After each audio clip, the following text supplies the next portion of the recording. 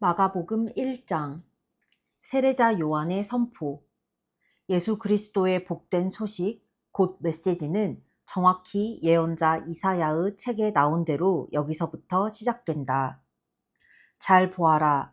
내가 내 앞에 내 설교자를 보낸다. 그가 내 길을 평탄하게 할 것이다. 광야에서 외치는 소리여, 하나님 오심을 준비하여라. 길을 평탄하고 곧게 하여라. 세례자 요한이 광야에 나타나서 삶을 고쳐 죄의 용서를 받는 세례를 선포했다.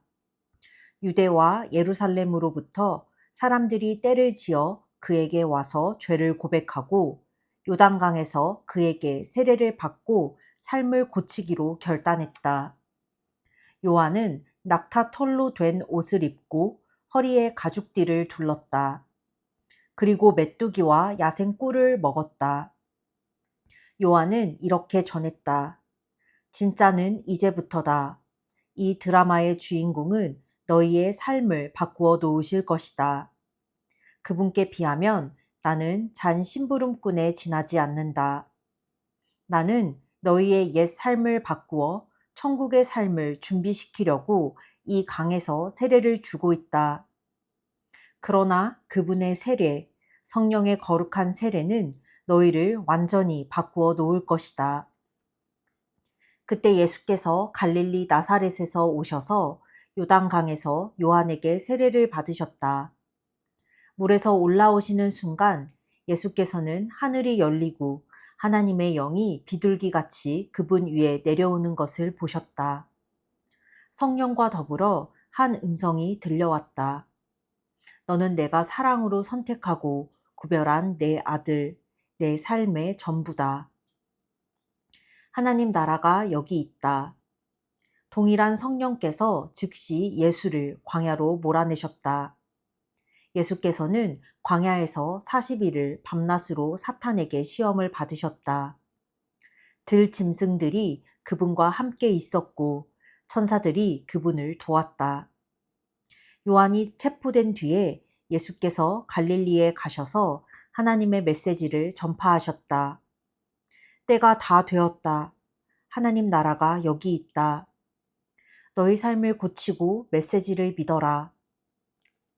예수께서 갈릴리 호숫가를 지나시다가 시몬과 그의 동생 안드레가 그물을 던지는 것을 보셨다.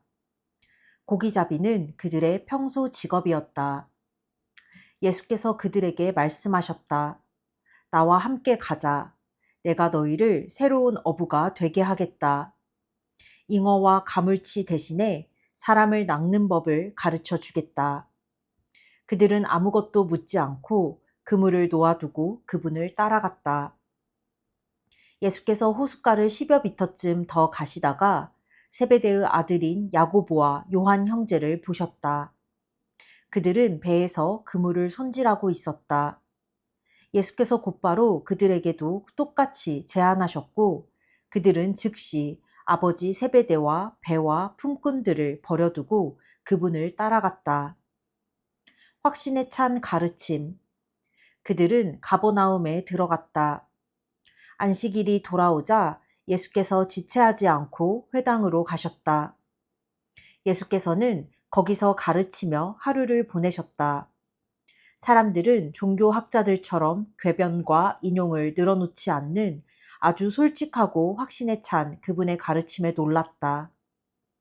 예수께서 아직 회당에 있는데 정신이 이상한 사람이 난데없이 끼어들어 소리를 질렀다. 나사렛 사람 예수여, 무슨 일로 우리한테 왔습니까? 나는 당신이 무슨 일을 하려는지 압니다. 당신은 하나님의 거룩한 분이시며 우리를 멸하러 왔습니다.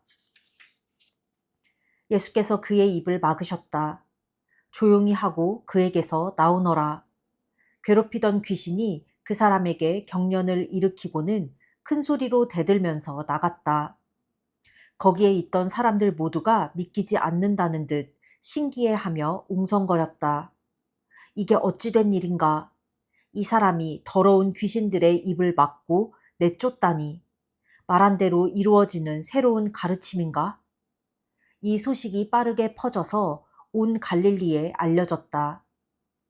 회당에서 나온 그들은 야고보와 요한과 함께 곧바로 시몬과 안드레의 집으로 갔다.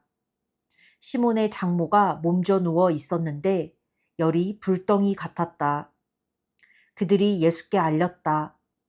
예수께서 그녀에게 가서 손을 잡아 일으키셨다. 그러자 열이 곧 떨어졌고 그녀는 일행의 저녁을 준비했다.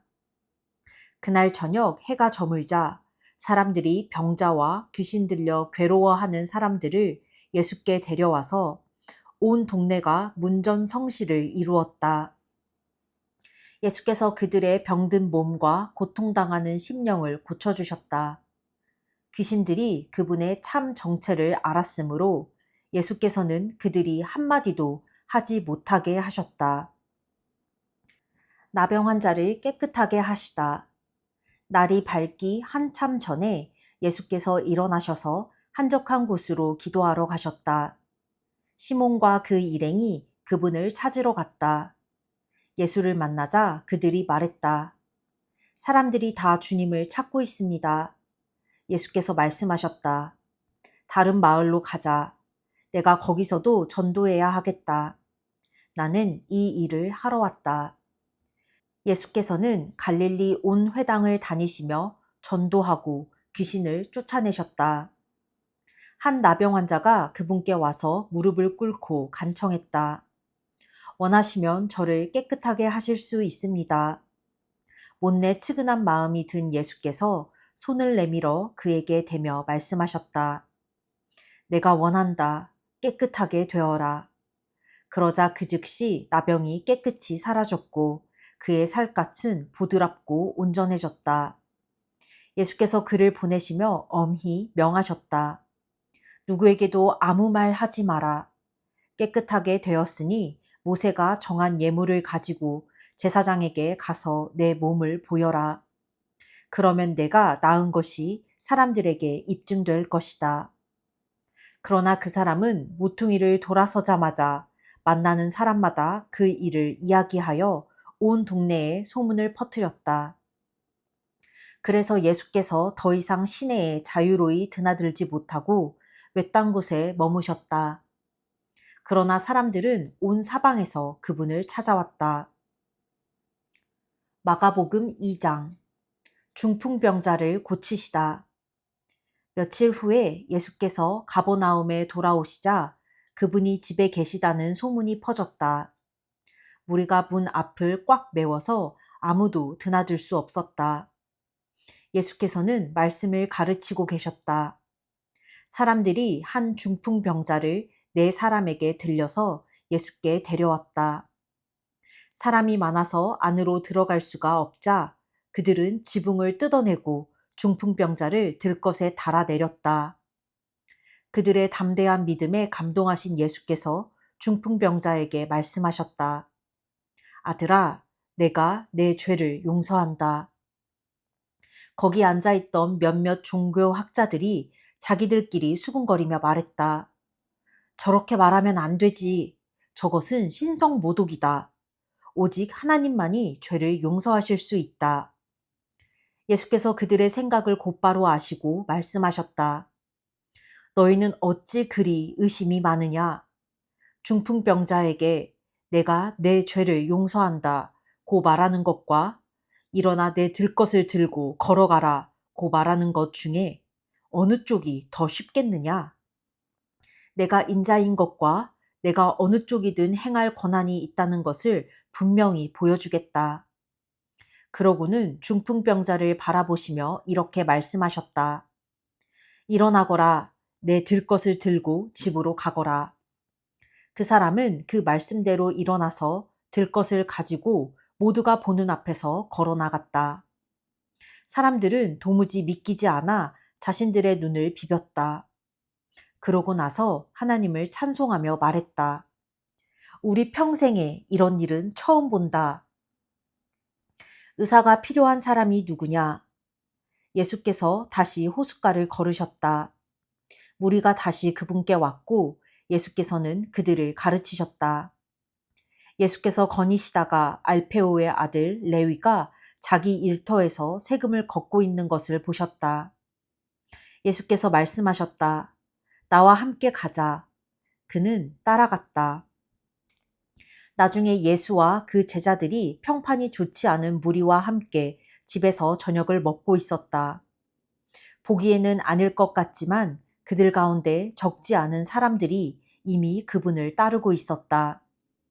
종교학자와 바리새인들은 예수께서 그런 무리와 어울리는 것을 보고 그분의 제자들에게 따졌다. 쓰레기 같은 인간들과 친하게 지내다니 이게 무슨 본이 되겠소? 예수께서 들으시고 반박하셨다. 의사가 필요한 사람이 누구냐? 건강한 사람이냐? 병든 사람이냐? 내가 여기 있는 것은 영적으로 건강한 사람을 초청하려는 것이 아니라 죄로 병든 사람을 초청하려는 것이다. 잔치인가 금식인가? 요한의 제자들과 바리새인의 제자들은 금식하는 습관이 있었다. 몇몇 사람들이 예수께 와서 따졌다. 요한을 따르는 이들과 바리새인들은 금식 훈련을 하는데 당신을 따르는 이들은 왜 그렇게 하지 않습니까? 예수께서 말씀하셨다. 즐거운 결혼식 중에는 빵과 포도주를 아끼지 않고 실컷 먹는다. 나중에 허리띠를 졸라맬 일이 있을지 모르지만 지금은 아니다. 신랑 신부와 함께 있는 동안에는 즐겁게 보내는 법이다. 정겨운 축하의 모닥불에 찬물을 끼얹는 사람은 없다. 하나님 나라가 임한다는 것은 바로 이런 것이다. 예수께서 계속해서 말씀하셨다. 멀쩡한 스카프를 잘라서 낡은 작업복에 대고 깁는 사람은 없다. 서로 어울리는 천을 찾게 마련이다. 그리고 금이 간 병에는 포도주를 담지 않는 법이다. 어느 안식일에 예수께서 곡식이 무르익은 밭 사이를 걷고 계셨다. 제자들이 길을 가다가 곡식 이삭을 땄다. 바리새인들이 그 일로 예수께 말했다. 보십시오. 당신의 제자들이 안식일 규정을 어기고 있습니다. 예수께서 말씀하셨다. 너희는 다윗이 배고플 때에 자기와 함께한 동료들과 한 일을 읽어보지 못했느냐? 그가 성소에 들어가 대제사장 아비아달이 보는 앞에서 제단에서 갓 물려낸 빵, 곧 제사장들 외에는 아무도 먹지 못하게 되어 있는 거룩한 빵을 먹고 자기 동료들에게도 주지 않았느냐? 이어서 예수께서 말씀하셨다. 우리를 위해 안식일이 만들어진 것이지 안식일을 위해 우리가 만들어진 것은 아니다. 인자는 안식일의 종이 아니라 주인이다. 마가복음 3장. 안식일에 선을 행하는 것. 예수께서 다시 회당에 들어가시니 거기에 한쪽 손이 오그라든 사람이 있었다. 바리새인들은 혹시나 안식일 위반으로 예수를 잡을까 하여 그 사람을 고쳐주나 보려고 그분을 주시했다. 예수께서 손이 오그라든 사람에게 말씀하셨다. 우리가 잘 볼 수 있도록 여기 서거라. 예수께서 이번에는 사람들에게 말씀하셨다. 어떤 행동이 안식일에 가장 합당하냐? 선을 행하는 것이냐? 악을 행하는 것이냐? 사람을 돕는 것이냐? 무력한 상태로 버려두는 것이냐? 아무도 말이 없었다. 예수께서는 그들의 비정한 종교에 노하여 그들의 눈을 하나씩 쳐다보셨다. 그러고는 그 사람에게 말씀하셨다. 내 손을 내밀어라. 그가 손을 내밀자 그 손이 새 손과 같이 되었다. 바리새인들은 서둘러 그곳을 빠져나가 어떻게 하면 헤롯의 당원들과 합세하여 그분을 파멸시킬 것인지 흥분하며 이야기했다. 12사도. 예수께서 그곳을 피해 제자들과 함께 바닷가로 떠나가셨다. 그러나 갈릴리에서 큰 무리가 따라왔고 유대와 예루살렘과 이두메와 요단강 건너편과 두로와 시돈 근방에서도 큰 무리가 따라왔다. 그들은 말로만 전해 듣던 것을 직접 눈으로 보려고 왔다. 예수께서는 무리에게 밟히지 않도록 제자들에게 배를 준비하게 하셨다. 예수께서 지금까지 많은 사람들을 고쳐주셨으므로 온전치 못한 사람은 서로 밀고 당기며 그분께 다가가서 그분을 만지려고 했다. 악한 귀신들이 그분을 알아보고는 엎드려 부르짖었다. 당신은 하나님의 아들입니다. 그러나 예수께서는 그 말을 받아들이지 않으셨다. 그들의 입을 다물게 하여 자신의 정체를 사람들에게 알리지 못하게 막으셨다. 예수께서 산에 올라가셔서 자신이 원하는 사람들을 초청하셨다. 그들이 함께 올라갔다. 예수께서 12명을 정하시고 그들을 사도로 임명하셨다. 그분의 계획은 그들로 자신과 함께 있게 하고 그들을 보내 말씀을 선포하게 하며 그들에게 귀신을 쫓아내는 권세를 주시려는 것이었다. 그 12명은 다음과 같다. 시몬, 나중에 예수께서 그에게 베드로, 곧 바위라는 이름을 지어주셨다. 세베대의 아들 야고보, 야고보의 동생 요한, 예수께서 세베대의 두 아들에게는 천둥의 아들을 뜻하는 보아너게라는 별명을 붙여주셨다. 안드레, 빌립, 바돌로메, 마테, 도마, 알페오의 아들 야고보, 다데오, 가나안 사람 시몬, 가롯 유다, 그분을 배반한 자다. 성령을 모독하는 죄. 예수께서 집에 오시자 여느 때처럼 무리가 모여들었다. 예수께 이것저것 해달라고 청하는 사람들이 많아서 그분은 식사할 겨를조차 없었다. 예수의 친구들이 상황을 듣고서 필요하다면 억지로라도 그분을 구해내려고 왔다. 그들은 그분이 제정신을 잃어가는 것은 아닌지 의심했다. 예루살렘에서 종교학자들이 내려와서 예수가 마술을 부리고 마귀의 속임수를 써서 그 능력으로 사람들의 이목을 끌고 있다는 소문을 퍼뜨렸다. 예수께서 그들의 비방에 이런 이야기로 맞섰다. 마귀를 보내 마귀를 잡고 사탄을 이용해 사탄을 없앤다는 것이 말이 되느냐? 늘 싸움질하는 가정은 무너지게 마련이다. 사탄이 사탄과 싸우고 있으면 사탄은 이내 남아나지 못할 것이다. 환한 대낮에 시퍼렇게 눈을 뜬 건장한 사내의 집에 들어가서 그 살림을 가지고 달아나려면 먼저 그 사람을 묶어야 하지 않겠느냐?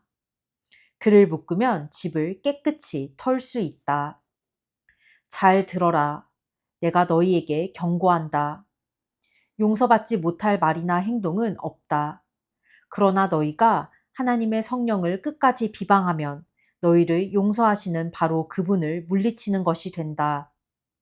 그것은 너희 자신이 걸터앉은 나뭇가지를 톱으로 잘라내는 것이며 용서하시는 그분과의 모든 관계를 너희 자신의 사악함으로 끊어버리는 것이다.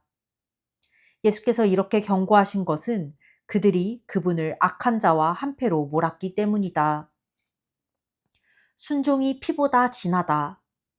그때에 예수의 어머니와 동생들이 나타났다. 그들은 밖에 서서 그분과 잠시 할 말이 있다는 전가를 보냈다. 예수께서 그 전가를 받을 때에 무리에 둘러싸여 있었다. 선생님의 어머니와 동생들이 밖에서 찾고 있습니다. 예수께서 대답하셨다.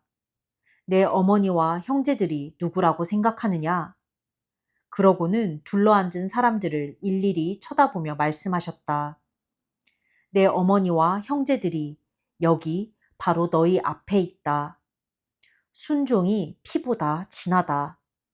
하나님의 뜻에 순종하는 사람이 내 형제요, 자매요, 어머니다.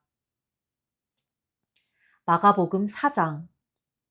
씨 뿌리는 농부 이야기. 예수께서 다시 바닷가에서 가르치셨다. 무리가 인산인해를 이루고 있어서 예수께서는 해안에서 좀 떨어진 배에 오르셔야 했다. 사람들이 물가로 몰려와서 배를 설교단으로 삼으신 것이다. 예수께서 많은 이야기로 가르치셨다. 들어라. 너희는 어떻게 생각하느냐? 어떤 농부가 씨를 뿌렸다. 씨를 뿌리는데 덜어는 길 위에 떨어져서 새들이 먹어버렸다. 덜어는 자갈밭에 떨어져서 금세 싹이 났으나 뿌리를 내리지 못해 해가 뜨자 곧 시들어 버렸다. 덜어는 잡초밭에 떨어져서 싹이 났으나 잡초 틈새에 짓눌려 아무 소득이 없었다. 덜어는 좋은 땅에 떨어져서 무성하게 자라 농부가 생각지도 못한 큰 결실을 맺었다. 너희는 듣고 있느냐? 정말로 듣고 있느냐? 예수께서 따로 계실 때 그분 곁에 있던 사람들이 12제자와 함께 그 이야기에 대해 물었다. 예수께서 그들에게 말씀하셨다. 너희에게는 하나님 나라를 아는 깨달음이 주어졌다. 너희는 하나님 나라가 어떻게 되어가는지 안다. 그러나 아직 볼 줄 모르는 사람들에게는 모든 것을 이야기로 풀어나간다. 마음을 준비시키고 마음을 열어 깨닫도록 주의를 환기시키려는 것이다. 그들은 눈을 떴으나 하나도 보지 못하고 귀가 열렸으나 한마디도 알아듣지 못하며 돌아서지도 않고 용서받기도 거부한다. 예수께서 계속해서 말씀하셨다. 이 이야기가 어떻게 되어가는지 알겠느냐? 내가 하는 모든 이야기는 이렇게 이루어진다. 농부가 말씀을 뿌린다. 어떤 사람은 딱딱한 길바닥에 떨어진 씨와 같다. 말씀을 듣자마자 사탄이 그 속에 뿌려진 것을 낚아채간다. 또 어떤 사람은 자갈밭에 떨어진 씨와 같다. 그는 처음 말씀을 들을 때는 아주 뜨겁게 반응한다. 하지만 성품의 토양이 얕다 보니 감정이 식거나 어려움이 닥치면 아무 쓸모없게 되고 만다. 잡초밭에 떨어진 씨는 천국 소식을 듣기는 듣지만 해야 할 온갖 일과 갖고 싶은 것에 대한 염려로 짓눌려 있는 사람을 가리킨다. 스트레스에 숨이 막혀서 들은 것조차도 아무 소득이 없다. 그러나 좋은 땅에 뿌려진 씨는 말씀을 듣고 품어서 생각지도 못한 큰 결실을 맺는 사람을 가리킨다. 받는 것보다 주는 것이 더 낫다. 예수께서 계속해서 말씀하셨다. 집에 등잔을 가져와서 통 속이나 침대 밑에 두는 사람이 있느냐? 탁자나 선반 위에 두지 않느냐? 우리는 비밀을 감추어 두지 않고 오히려 말할 것이다. 숨기지 않고 오히려 밝히 드러낼 것이다. 너희는 듣고 있느냐? 정말로 듣고 있느냐? 내가 하는 말을 잘 들어라. 세상에서 너희 힘으로 잘 될 수 있다는 약삭빠른 충고를 조심하여라. 받는 것보다 주는 것이 더 낫다. 베품은 베품을 낳는다. 인색하면 가난해진다. 많은 이야기로 말씀하시다. 예수께서 또 말씀하셨다. 하나님 나라는 어떤 사람이 밭에 씨를 뿌리고는 잊어버린 채 잠자리에 든 것과 같다. 씨는 싹이 터서 자라나는데 그는 어떻게 된 일인지 모른다. 그의 도움 없이 땅이 다 알아서 한다. 처음에는 푸른 줄기를 내고 다음에는 꽃봉오리를 내고 그 다음에는 익은 곡식이다. 곡식이 완전히 연글면 거둔다. 추수할 때가 된 것이다. 하나님 나라를 어떻게 묘사할 수 있을까? 어떤 이야기가 좋을까? 하나님 나라는 솔씨 하나와 같다. 솔씨는 땅에 떨어질 때 씨로서는 아주 작지만 일단 심으면 가지가 무성한 큰 나무로 자란다.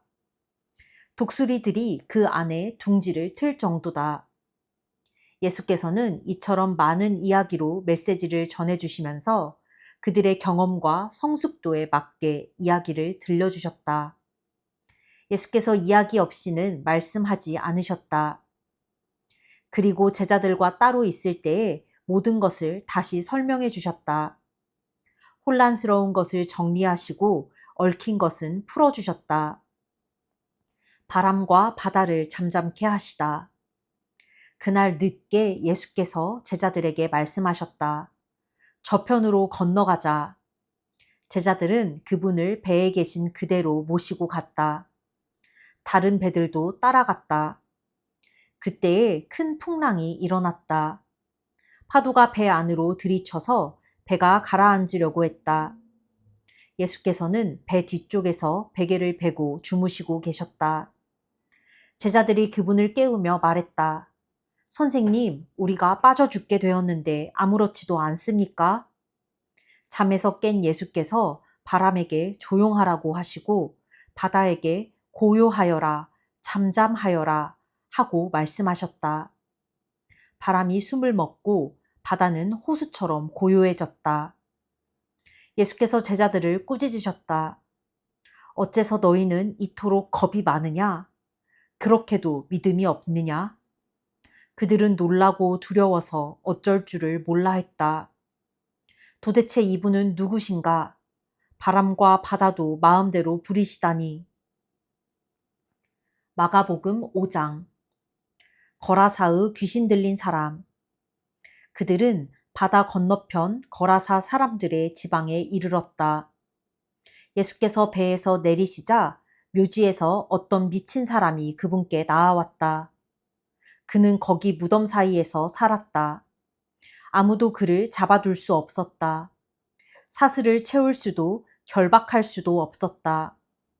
사람들이 여러 번 사슬과 밧줄로 묶었지만 그때마다 그는 사슬을 부서뜨리고 밧줄을 끊어버렸다. 아무리 힘센 사람도 그를 꺾을 수 없었다. 그는 밤낮으로 무덤과 산을 어슬렁거리면서 고함을 지르고 뾰족한 돌로 제 몸을 마구 상하게 했다. 그가 멀찍이서 예수를 보고 달려와 그분 앞에 경배하며 엎드렸다. 그러고는 고함 지르며 따졌다. 높으신 하나님의 아들 예수여, 무슨 일로 내게 간섭합니까? 제발 나를 괴롭게 하지 마십시오. 예수께서 이미 그 악한 귀신에게 나오너라, 그 사람에게서 나오너라 하고 명령하신 뒤였다. 예수께서 그에게 물으셨다. 내 이름이 무엇이냐? 그가 대답했다. 내 이름은 패거리입니다. 난동을 부리는 패거리입니다. 그는 자기를 그 지방에서 내쫓지 말아달라고 예수께 애원했다. 마침 근처 언덕에서 큰 돼지떼가 땅을 파헤치며 먹을 것을 찾고 있었다. 귀신들이 예수께 애걸했다. 우리를 돼지에게 보내셔서 그 속에서 살게 해주십시오. 예수께서 그렇게 하라고 말씀하셨다.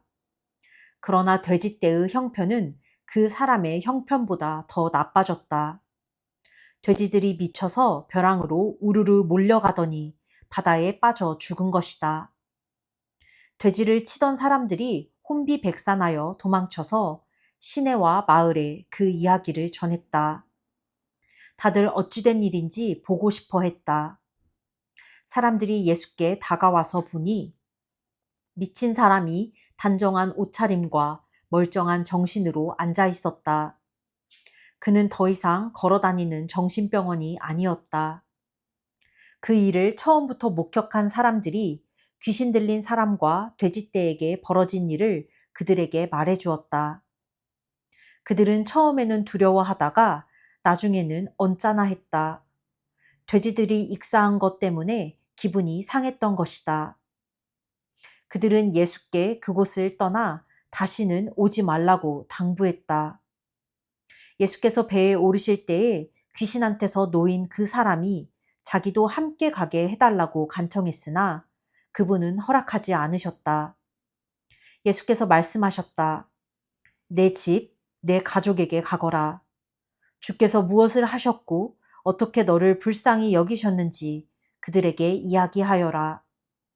그 사람은 돌아가서 예수께서 자기에게 행하신 일을 데가볼리, 열 성읍, 근방에 전하기 시작했다. 그는 동네의 화제거리였다. 손가락 하나만 대어도 예수께서 배를 타고 건너가시자 큰 무리가 바닷가에서 그분을 맞이했다. 회당 지도자 가운데 야이로라는 사람이 왔다. 그는 예수를 보고는 무릎을 꿇고 정신없이 애원했다. 제 사랑하는 딸이 죽음의 문턱에 있습니다. 병이 나아서 살 수 있도록 오셔서 손을 얹어 주십시오. 예수께서 그와 함께 가시는데 온 무리가 따라가며 그분을 밀고 당겼다. 12년 동안 혈루증으로 고생한 한 여자가 예수의 소문을 들었다. 여자는 많은 의사들에게 치료를 받았으나 형편없는 치료로 돈만 날리고 상태가 이전보다 더 나빠졌다. 여자는 뒤에서 슬그머니 다가가 예수의 옷을 만졌다. 이분의 옷에 손가락 하나만 대어도 내가 낫겠다고 생각한 것이다. 여자가 손을 대는 순간에 흐르던 피가 멈추었다. 여자는 변화를 느낄 수 있었고 자신의 병이 깨끗이 나은 것을 알았다. 그 순간 예수께서 자신에게서 기운이 나간 것을 아시고 무리에게 돌아서서 물으셨다. 누가 내 옷에 손을 대었느냐? 제자들이 말했다. 무슨 말씀이신지요? 무리가 이렇게 밀고 당기는데 누가 내게 손을 대었느냐고 물으시다니요. 손을 댄 사람이 수십 명은 될 것입니다. 그러나 예수께서는 누가 그렇게 했는지 보려고 계속 둘러보며 물으셨다. 자기가 한 일을 알고 있던 그 여자는 두려워 떨며 앞으로 나아갔다. 여자는 그분 앞에 무릎을 꿇고 자초지종을 이야기했다. 예수께서 여자에게 말씀하셨다. 딸아, 너는 믿음의 모험을 했고 이제 온전해졌다. 잘 살아라. 병이 나았으니 복되게 살아라. 예수께서 아직 말씀하시는 중에 회당장의 집에서 사람들이 와서 회당장에게 말했다. 따님이 죽었습니다. 선생님을 더 괴롭게 해드릴 일이 있겠습니까? 예수께서 그들이 하는 말을 들으시고 그 회당장에게 말씀하셨다. 그들의 말을 듣지 말고 나만 신뢰하여라. 예수께서는 베드로, 야고보, 요한 외에는 아무도 따라오지 못하게 하셨다. 회당장의 집에 들어선 그들은 이야깃거리를 찾는 입방아꾼들과 음식을 나르는 이웃 사이를 헤치고 지나갔다. 예수께서 불쑥 말씀하셨다. 어째서 이렇게 너도 나도 울고불고 말이 많으냐? 이 아이는 죽은 것이 아니라 자고 있다. 사람들은 저가 알지도 못하면서 저런 말을 한다고 비웃었다. 예수께서 그들을 다 내보내신 뒤에 아이 부모와 자기 동료들만 데리고 아이 방으로 들어가셨다. 예수께서 소녀의 손을 꼭 잡고 말씀하셨다. 달리다굼. 이는 소녀야 일어나라 라는 뜻이다. 그러자 소녀가 일어나서 걸어 다녔다. 소녀의 나이는 12살이었다. 그들은 모두 기뻐서 어쩔 줄 몰라 했다. 예수께서는 그 방에서 일어난 일을 아무에게도 알리지 말라고 그들에게 엄히 명하셨다. 그리고 아이에게 먹을 것을 주어라 하고 말씀하셨다. 아멘.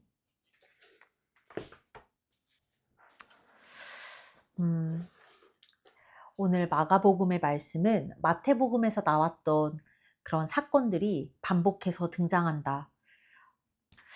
오늘 좀 인상 깊은 부분은 거라사의 귀신 들린 사람이라는 부분인데 그 어떤 정신이 미친 사람에게서 예수님께서 귀신을 쫓아내서 돼지떼에게 보내셔서 그 귀신이 들어간 돼지떼가 막 비탈길을 달려서 다 그 절벽에서 떨어져서 익사한 사건을 기록해 둔 것이다.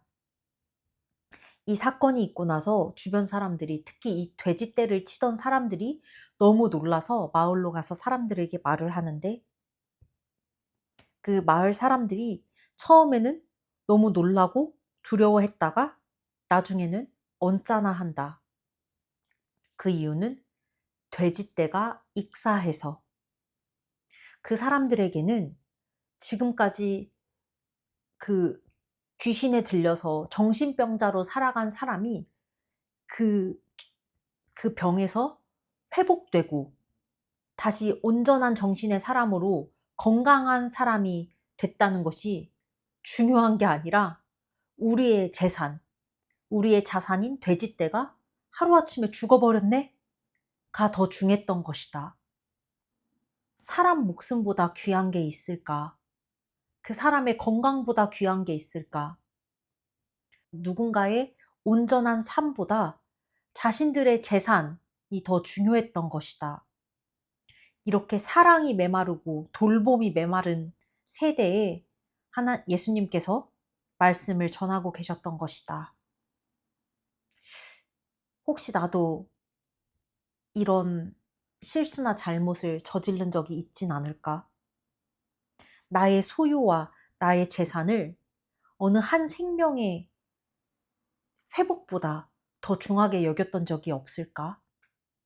뭐 내가 알면서도 그랬더라면 정말 나쁘겠지만 지금 혹시 내 기억에 없는데 내가 정말 의식하지 못한 채 무의식적으로 좀 그런 실수와 잘못을 저지른 적이 없을까 하고 내 삶을 돌아보게 된다. 또한 앞으로 내 삶에서 생명의 귀함과 그 가치를 가장 최우선적으로 하고 싶고 내 이웃을 내 몸과 같이 사랑하고 돌보라는 하나님의 말씀을 좀 깊게 기억하고 싶다. 그들은 병을 고치시고 사람을 구하는 예수님을 당장 떠나서 다시는 이곳에 돌아오지 마세요라고 거의 쫓아내듯이 자기들한테서 밀어냈다. 깨어있지 못하면 이런 어리석음을 벌한다. 깨어있고 지혜로운 사람이 되자. 하나님의 하시는 말씀을 잘 듣고 그 말씀에 그 안에서 나에게 하시고자 하는 말씀이 무엇인지 깨닫는 그런 사람이 되자. 오늘은 여기까지. 끝.